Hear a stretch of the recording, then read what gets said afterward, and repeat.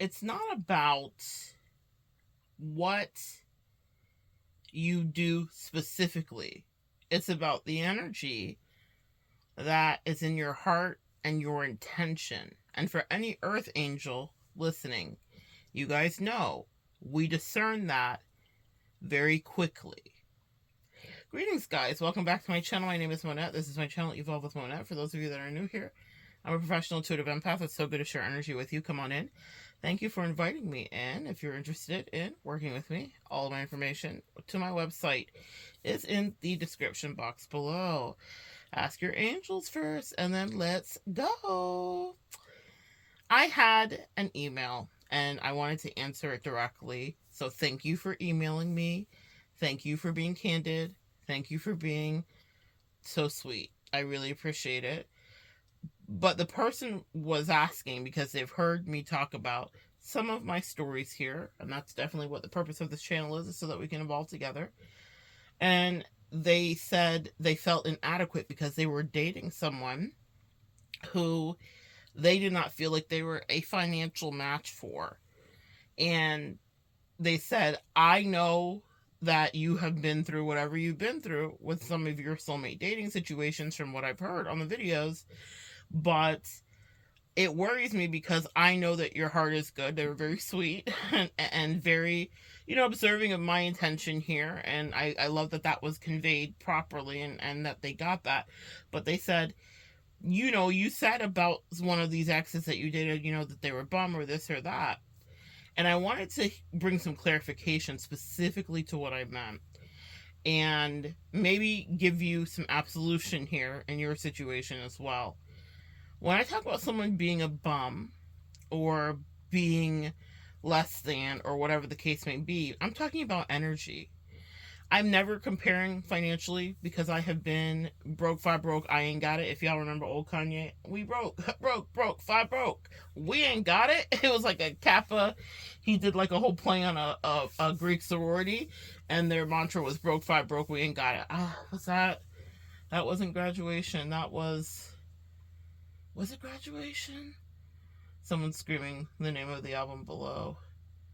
It's the one that has Diamonds Are Forever on it. With Jay-Z. But in any case, here's to the rock. Here's to Rockefeller. That might be pertinent. Yeah, we're talking about money. Thank you, angels. My angels are always ahead of me.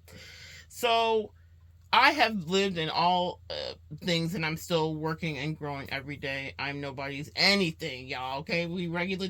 But what I'm telling you is this: what I was talking about, and just so that you understand this, what I mean specifically is not that someone was beneath me in any financial aspect.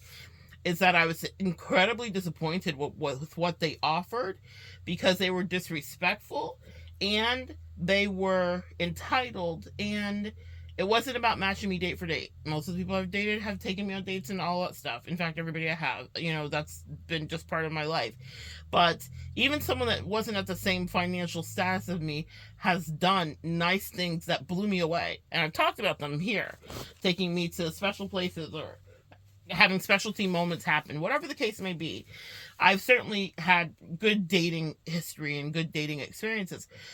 But what I found deplorable and unacceptable was when they were not offering emotionally, energetically, or in any other way to a level to meet me. It was never about finances. Anyway, for me, it's not ever about finances. They actually, I felt, were quite superficial, oddly, and out of place for their life, and not about their lifestyle. Meaning, I was the abundant person spiritually. That is how specific I want to be here so that you get it. I was abundant spiritually. I was abundant emotionally. My EQ is high. And I was tapped in intuitively and intellectually. I'm a sapiosexual. So it's all of the things. So there's a smorgasbord that we as Earth Angels, yourself included, who wrote me the email, are offering to our counterparts. It's much more than the basic dating experience. It's premium, truly. And premium costs something, even here on these YouTube streets, right? We pay for premium if we don't want the commercials. What happens with us as Earth Angels is people get to cut through the commercials with you. They don't have to have the typical and regular dating experience that we're used to, and that will happen out on the Tinder, Grindr's not necessarily dating per se, but we're hooking up, but Tinder, Drax, Grindr, Match.com, eHarmony, whatever, Christian Single Mingle, out on those streets. There is a certain level of effortry that is now almost accepted and quite pervasive and now actually exhausting. And if you date an Earth Angel, all that gets cut out. It's a premium experience. That means that there should be an offering made from the other person. And I'm not talking about taking out their wallets, passing around a collection plate. I'm talking about energetically. Specifically the video that you commented on, because the person did leave a couple of examples, which I super appreciated. I love feedback that way. And some of the videos that you commented on, 2 of them specifically that you left, I was talking about disrespect that I incurred in said connection, where the person was offering me meager breadcrumbs when they could have given so much more. And listen, you can compensate a relationship or give to a relationship to whatever degree you feel like you want to give. You don't hold anybody at gunpoint. You don't do any of that stuff that's weird. You know, she didn't owe me anything specifically. But what I do, like many of us Earth Angels do, and empaths specifically do, is we gauge with our empathy, what is the line? What's the truth? What did someone else do in another connection? Not that you're comparing it, but like, what's their baseline? Because I study a lot of body language experts and listen and read and really kind of make sure that I understand how we work. And also, a lot of us Earth Angels and empaths are natural body language experts because we survived usually abusive childhoods and situations. So we have to anticipate someone. But because I study that, one of the things that's talked about, if you're doing it from a purely educational standpoint and not just what you feel and have gleaned from your experiences over a lifetime, is that a baseline is always established as a norm for the person that might be being observed.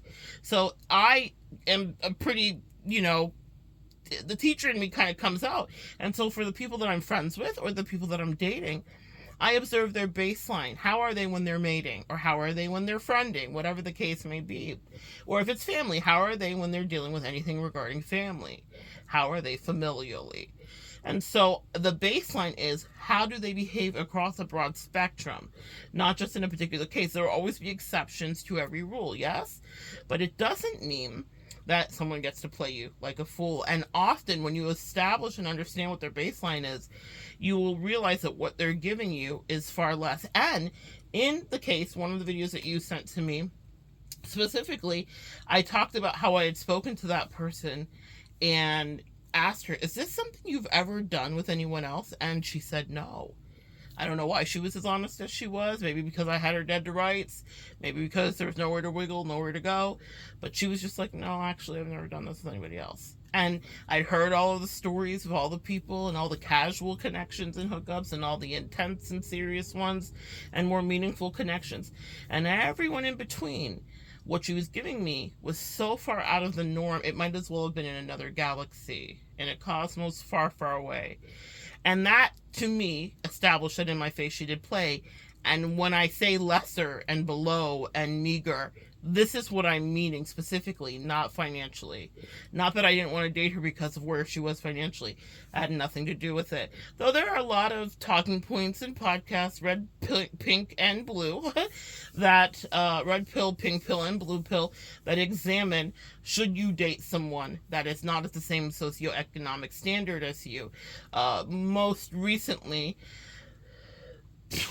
Ebony K. Williams was meeting with Iyanla Van Sant, and Iyanla was saying, why won't you date the bus driver? Ebony K. Williams is a self-made, an entrepreneur, lawyer, etc., etc. She has a lot of names, letters behind her name, Esquire, and more. And she was saying that she would not implore anyone to do that. It would not be something that would be acceptable for her because of how it works. And that doesn't mean that I haven't dated someone that's made less than me, been in relationships with someone that's made less than me. I absolutely have, and I've also been in relationships where I've made less than people too. But what happens, depending on the dynamic of who's alpha, who's feminine, who's masculine, who's beta, all of that, there's a lot of nuance here. But what I will say regarding the Ebony K. Williams argument and also Iyanla is that if someone masculine, if you are a heterosexual woman and you're dating a male and they're making less money than you, they will find some way, to some degree, if they're not confident, to subjugate you, put you down, have you bend a knee. That also can happen. I was dating a woman, and her self-esteem wasn't where it should be, so there was a lot of, her favorite word, projection onto me. Also, a lot of rampant insecurities that she thought I couldn't hear and didn't understand. And a lot of weird judgments. People try to take you down a peg or three. And she spent a good bit of the connection we were in trying to humble me in her own way. And maybe just it was an echo chamber of what was going on in her head, because people that will negatively self-talk you are negatively self-talking themselves too, or they are being negatively self-talked to as well, in the background that you may not know about, from their friends, their family, from whatever toxic connections you're just not aware of. And so I had to examine on all levels what her baseline was, also what she gave to other people, whether they were worthy or not. And some of them, from the stories I heard, I deemed not worthy, and even from her own mouth, she deemed not worthy. From her own therapy, she deemed not worthy. But it was something that she did to me. Now, why do you think she did that? It's because she felt some insecurities with me, which had nothing to do with me. It had nothing to do with me, and it wasn't about money.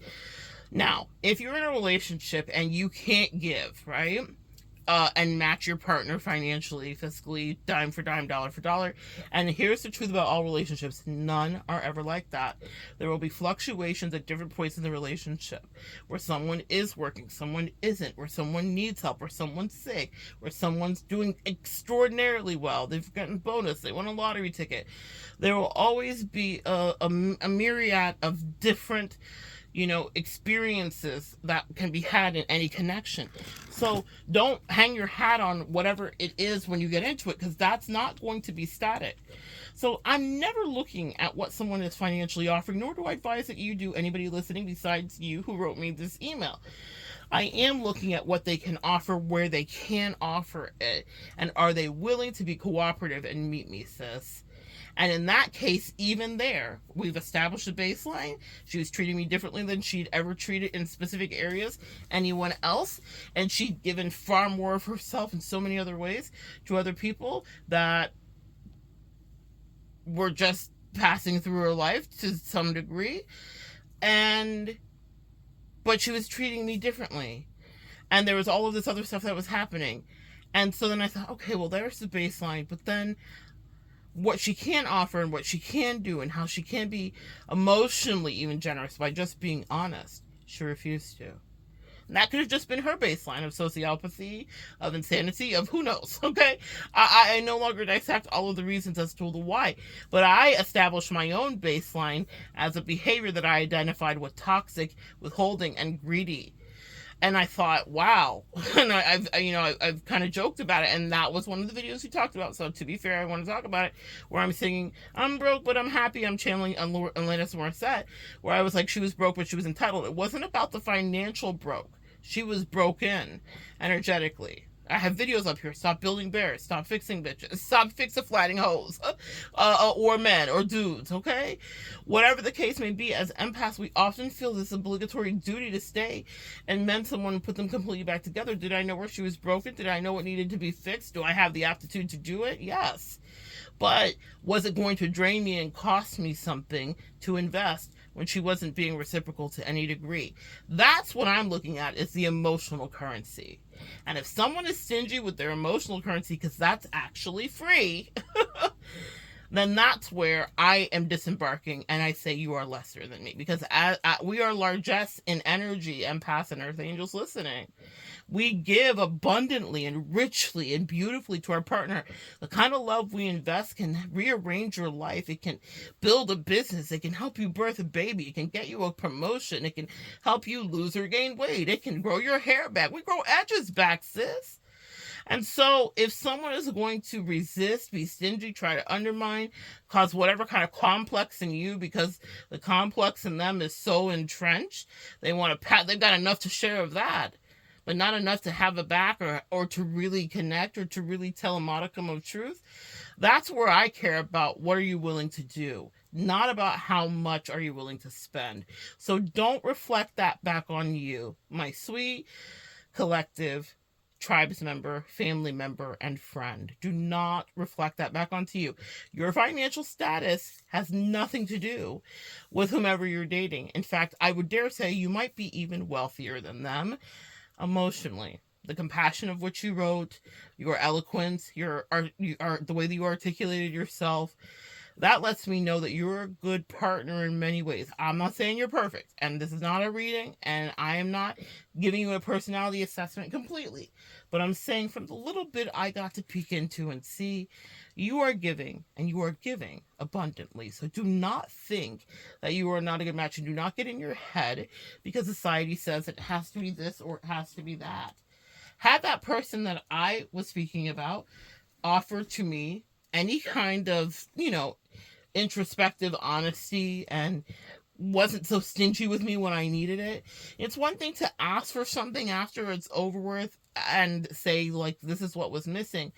But that's not how tests work. And you hear me talk about that often because the truth is we are often being tested. That's not how tests work. You don't get the cheat sheet beforehand. And I all but gave her the cheat sheet. Sometimes we'll be so invested into someone and like them enough that we'll want them to win. But we can't root for them if they're not only was she not rooting for me, she was actively sabotaging me. And that is what I want you to take a look at in your relationship. You can't even compare yourself to this person because I already can tell that you're compassionate and caring and you care about what works for the other person. You're not playing mind games. You're not regressing into childlike behavior because it's a cloak of invisibility when you don't want to take accountability for the hill you are choosing to die on and live on, whatever that may be. Meaning there was a lot of emotional manipulation that happened in that situation. She put a lot, I feel like a parent, but if she put all that work into being even half as honest as she was emotionally manipulative, then it would have been a much different outcome. She put so much time into being stingy that now she's impoverished energetically. I don't know her life. I don't know where she's at, but I know that it's not a life that I would want to look back at. You are in someone's life and you're showing up. You're showing up enough to even ask the question. And this is something that happens so often because of the narcissistic abuse that many earth angels, empaths, and light workers suffer is they will ask the question, well, am I a narcissist? Because you may have gotten a narcissist fleet or two on you. But if you even have the ability to fix your mouth to ask that question or to type that question out, no, the narcissist is not you. Narcissists don't introspect that way. They don't ask if it's them. They could care less. They only project and they only make a mess. Okay, so do not worry about being fiscally aligned with whomever is your counterpart, because if it is, I don't want to even put it all the way up to divine, but if it's just a good partnership, then there will be giving and taking that's equal, and it will happen in due time and it will happen effortlessly. When you're working overtime to make a connection work, as you heard me talk about in these videos, then all the work was going to be on me, and nothing is free because that cost me something. It cost energy, and it cost you something.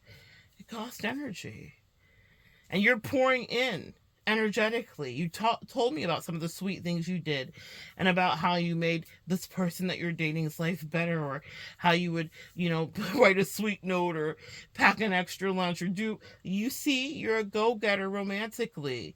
And that means you're putting in the work. So no, you do not have to dollar for dollar, dime for dime someone, unless that's their personal ethos, and that's a conversation you can have. I'm not the doctor. I'm only the spiritualist here that's doing the best I can do to make it clear for you. Talk to your partner and see, do they have that expectation?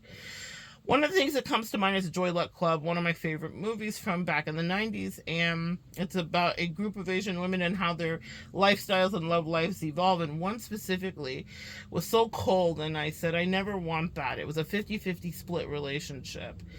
And it's just not even realistic if you're doing it financially. I'm channeling actually another Asian person who is out here on the YouTube street. She calls herself your financial bestie.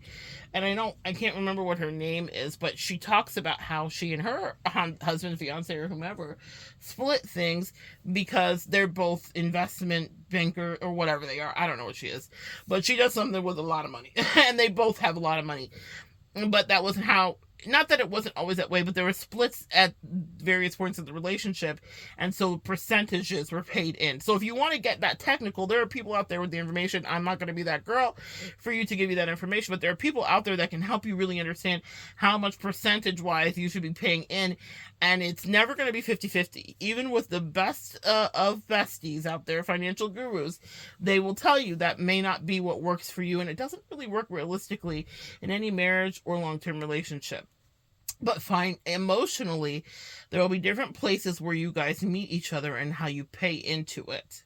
And that's all I care about for you here in this collective, and you, sweet tribes friend that wrote me that letter, is that you are an emotional go-getter. You don't have to overcompensate. That stuff we're healing from. Myself, guilty as charged too. Because, and that will happen. If someone is not meeting you, you'll find yourself overcompensating. And it was something I was beginning to do. And I was like, no, this is just not supposed to be for me. This is not a person that wants to be a party of two. This is a person that wants a party of many, meaning in the periphery, she has a lot of ears and a lot of mouths weighing in. And she's not a grown-up. And that was what I was actually dealing with. So what you heard were a lot of feelings that I had as I was walking through something that was so unhealthy and that I shouldn't have really even experienced, but I did. And I think all you can do when those moments happen is transmute it and turn it into teaching and talking points. But it is not to say that anybody that's not on a financial equanimity or place with you is not worthy of you, or that you're lesser or more than them. And again, I'm biased because I really believe that if you're here in this collective, you are beyond giving. You are an incredible partner, and you're working on yourself. Even if you're not perfect, you're actively working on yourself. You're reading books. You're tuning into teachers that resonate with you. You're listening to frequencies. You're doing all the work that we spiritual people are called to do. And that means you will get downloads directly, not from me, but from the angels and ancestors and from your spirit team who works with you. And they will let you know what is fair. But I don't think there's anything wrong with having an open communication and conversation with the partner who is there with you day to day and year to year. How do you feel about money? How do you feel about giving and taking? How can I love you? I actually think the biggest bang for your buck, proverbially speaking today, and I'll leave you with this, is figure out what your love language and their love language is. Because then you can know how to directly pay into the relationship bank by doing the love language, of which will garner you much thanks and appreciation. And every partner's love language is different. In my partnership with my husband, in my life partnership, he is acts of service. That's how he loves me. I receive love best and primarily via words of affirmation. And then my secondary would be gifts. And the gifts aren't about things, so that we're not getting back to that. The gifts are about thoughtful moments. So someone could get me a ticket stub to our favorite movie with a lollipop, and that would be an incredible gift to me because it's meaningful. But it's the gesture, it's the you thought of me during the day, it's the just because. Okay, and I love people the same way. Now, there have been people that I've loved that are like, what is this? It's too much. I'm overwhelmed by this. What are you doing? Specifically with gifts, because that's not how they receive love. And I used to get my feelings hurt because I don't understand.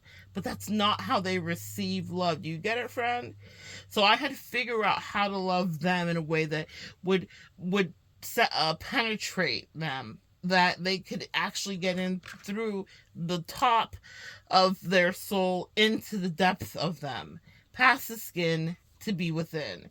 And that's figured out by knowing which love language people receive with and love with. So pay attention to your person. How do they receive love? And even if it's not your love language, make an effort to give them love in a way that connects with them.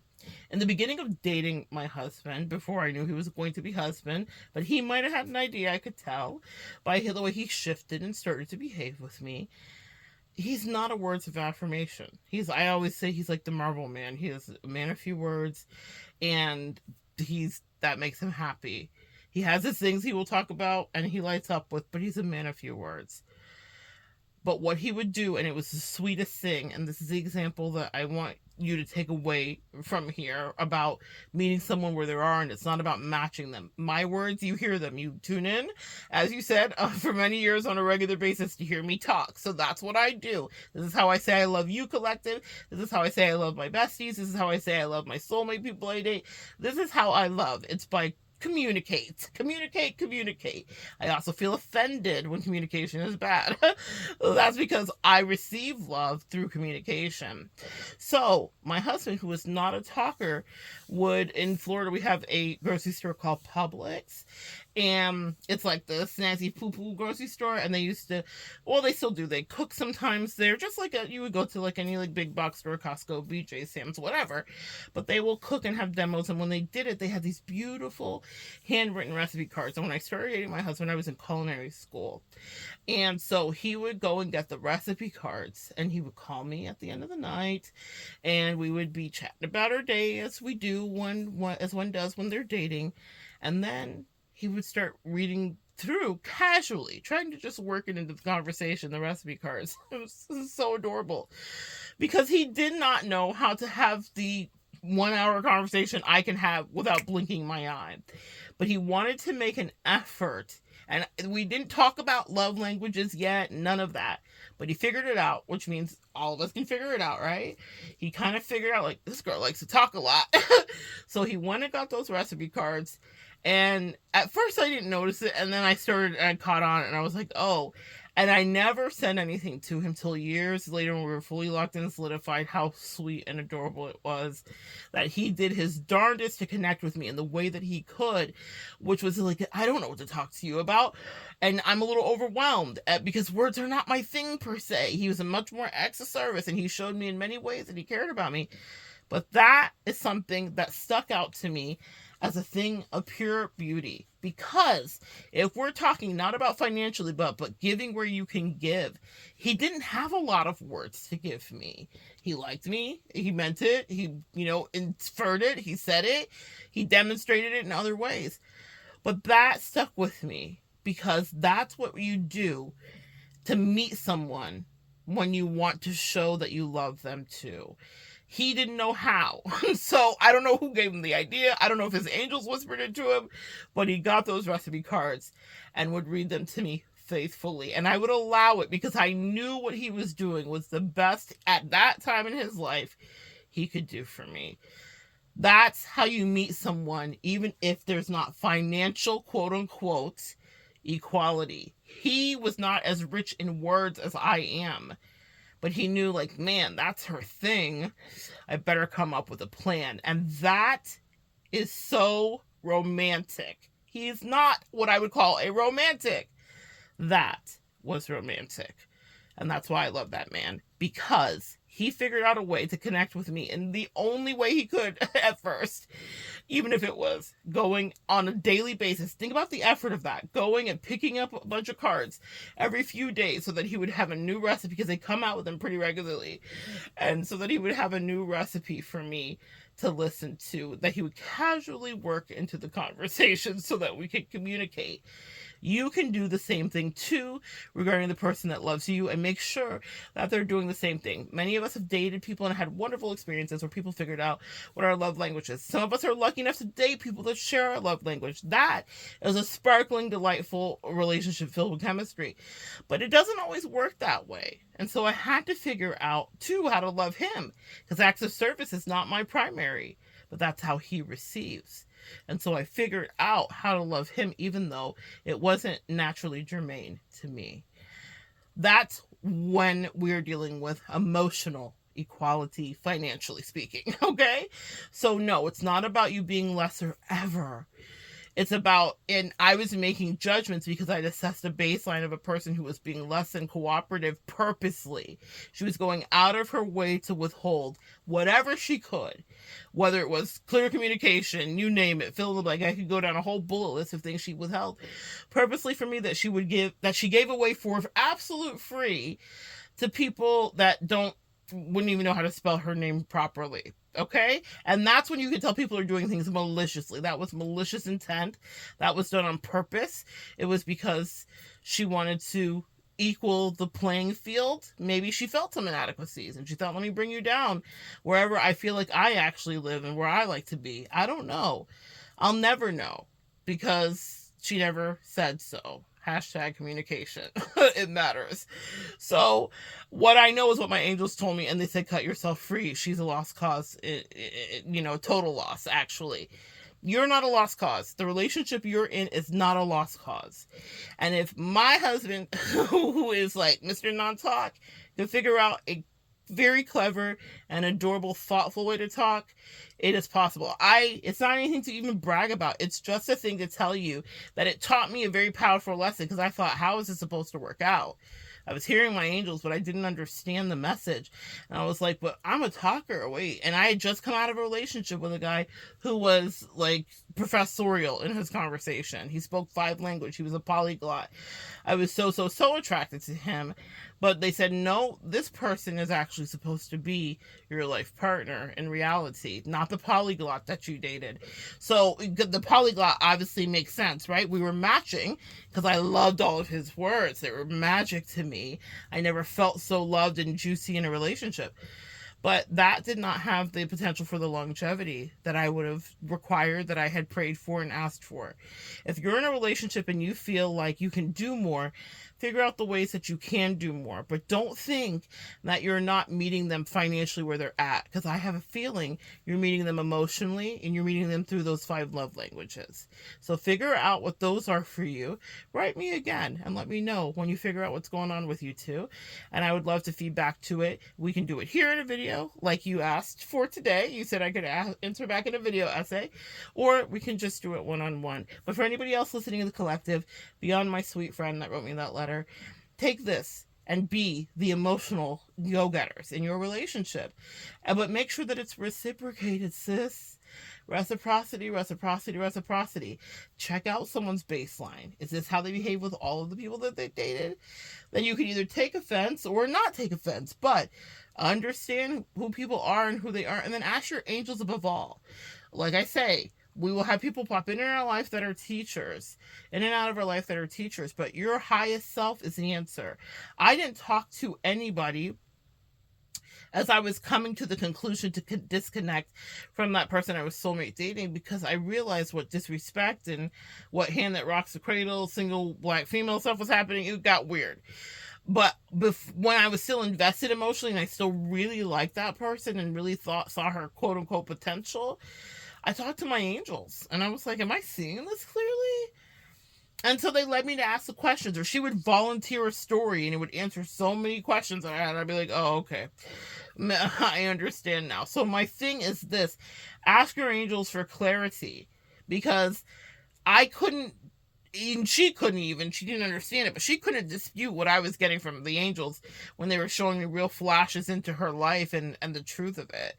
And I thought, oh, this person is not a person that's going to treat me right because she doesn't have me at the same. Ironically, we're talking about value, right? Value, financial investment, whatever. She didn't esteem and value me as a person worthy of whatever. Everything breaks down fiscally, doesn't it, right? Figuratively speaking. Great question. Thank you for giving me the opportunity to answer that. Thank you for giving me the opportunity to answer that. Thank you for asking that and inviting me to answer it, because it may have cleared that up. Here's the thing about what I know and you guys write me, it's usually answering a question for a few many. There's other people that will chime in afterwards and be like, oh my gosh, I was wondering the same thing. So don't be afraid. I'm so glad, and you were so sweet again. And no, I'm not upset at all. I actually really loved it. It was a great lesson and a great reminder for me that what we invest, or what we have to be able to deposit so that we can withdraw. And it's not about money. She was bummy to me because she was acting funny with energy. and she had that aplenty. All right, so good sharing energy with you. Again, thank you for inviting me to take a deeper dive into that. Come back and join me next time, guys. And if any of you guys have a question, feel free to ask me. I'm not going to bite your head off at all. That will leave all the alligator bites for Dochi. I just want you guys to win, and I want you to look at your relationships and find ways to make it through them without it feeling so heavy. And it doesn't matter what you have in your bank account. It matters what's in your heart and what's in your energy. All right, come back next time, guys. We will continue to evolve together.